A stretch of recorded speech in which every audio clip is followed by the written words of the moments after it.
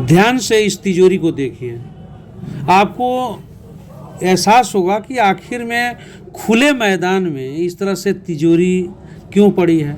लोहे की मजबूत तिजोरी, और देख सकते हैं कि कितना मजबूत तिजोरी है। आखिर ये तिजोरी कहाँ पड़ी है, इसमें क्या रखा है, आपके मन में सवाल उठते होंगे। तो आइए इस तिजोरी की मैं कहानी आपको सुनाता हूँ। यह तिजोरी ब्रिटिश काल की बनी हुई है। किसी ज़माने में यह तिजोरी गौरीबिहार चीनी मिल में होती थी और इस तिजोरी में मजदूरों को वेतन देने के लिए पैसे रखे जाते थे। ब्रिटिश शासनकाल में आप देख सकते हैं कि ये मिल आज ये बंद आपको दिख रहा है। इस मिल में काम करने वाले 750 लोगों को, जो मजदूर थे, श्रमिक थे, उनकी मजदूरी इसमें रखी होती थी उन्हें हर महीने देने के लिए। लेकिन आज ये खुले मैदान में तिजोरी पड़ी हुई है। जब मिल का स्क्रैप निकाल दिया गया, उसी दौरान इस तिजोरी को भी निकाल के ये मिल के मैदान में रख दिया गया है। इतना वजन है इसमें कि आप इसको अकेले नहीं उठा सकते, बल्कि 2-4 लोग मिल करके कुछ दूर तक इसको केवल खिसका सकते हैं। हालांकि यह नहीं पता कि इस तिजोरी में क्या है, लेकिन आप इस तिजोरी के साथ इस बंद चीनी मिल की कहानी को भी सुन लीजिए। 1914 में स्थापित ब्रिटिश काल की यह चीनी मिल 1995 आते आते बंद हो गई। मजदूरों का रोजी रोटी छिन गया और मजदूर निरंतर 30-32 साल से संघर्ष कर रहे हैं। जब चीनी मिल 1995 में बंद हुआ तो मजदूरों ने कुछ महीने तक इस आशा में संघर्ष किए कि मिल फिर से चल जाएगा और जो उनका रोजी रोटी है वो हमेशा के लिए बहाल हो जाएगा। लेकिन ऐसा नहीं हुआ। चीनी मिल गौरीबिहार हमेशा के लिए बंद हो गया। बहुत दिनों तक मजदूरों ने मिल चलाने के लिए संघर्ष किया, लेकिन जब वो निराश हो गए कि अब मिल चलने वाला नहीं है, इसके बाद मिल एक के बाद एक पूंजीपतियों के हाथ बेचा गया। 2011 में यह मिल राजेंद्र इस्पात कोलकाता को बेच दिया गया। अब मजदूरों को यह सताने लगा कि जो मेरा बकाया है 21 करोड़ और जो गन्ना किसानों का बकाया है 1.6 करोड़, उसका भुगतान हो जाए। अब मजदूर बकाया भुगतान के लिए संघर्ष करने लगे। लगातार 30 वर्षों से बकाया भुगतान के लिए संघर्ष कर रहे हैं। कई बार आरसी कटा, आरसी वापस हुआ, लेकिन इनका भुगतान नहीं मिला। और कुछ वर्षों से तो लगातार ये मिल परिसर में साप्ताहिक धरना देते आ रहे हैं। इतना ही नहीं, अपने बकाया भुगतान के लिए कोर्ट से भी लड़ाई लड़ रहे हैं।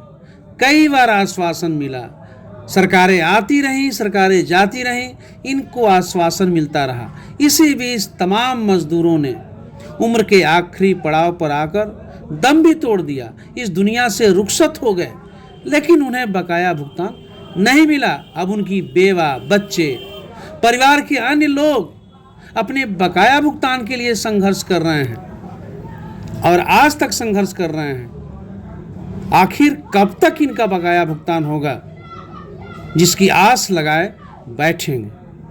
जब यह नारा दिया जा रहा हो कि सबके साथ अच्छा हो, हर परिवार में समृद्धि आए, तो आखिर में इस मजदूरों पर कोई क्यों नहीं ध्यान देता, जिससे इनका बकाया भुगतान मिल जाए, जिनकी ये बरसों से आशा लगाए हैं।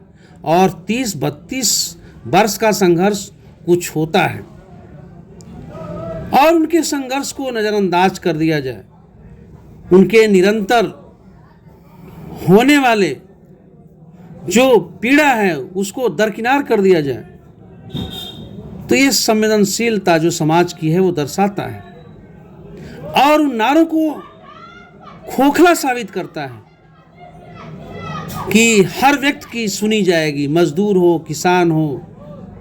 आप समझ सकते हैं कि किसी का बकाया हो और 30-32 सालों में न मिले तो आप इसे क्या कहेंगे।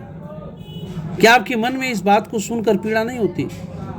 वो महिलाएं जिनकी उम्र 70-80 वर्ष हो चुकी है, जो अपने पति और बेटों को खो चुकी हैं, जो इस मिल में काम करते थे, अब उनकी लड़ाई उनके घर की महिलाएं लड़ रही हैं, जिनकी संख्या अधिक है, उनके बच्चे लड़ रहे हैं।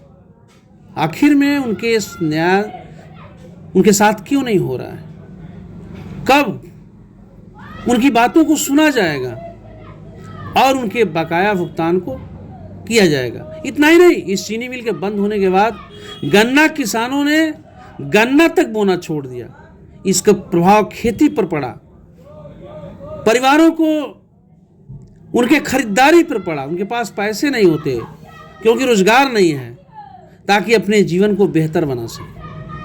वो इस आशा में है कि हमारा बकाया भुगतान हो और कुछ काम बन सके।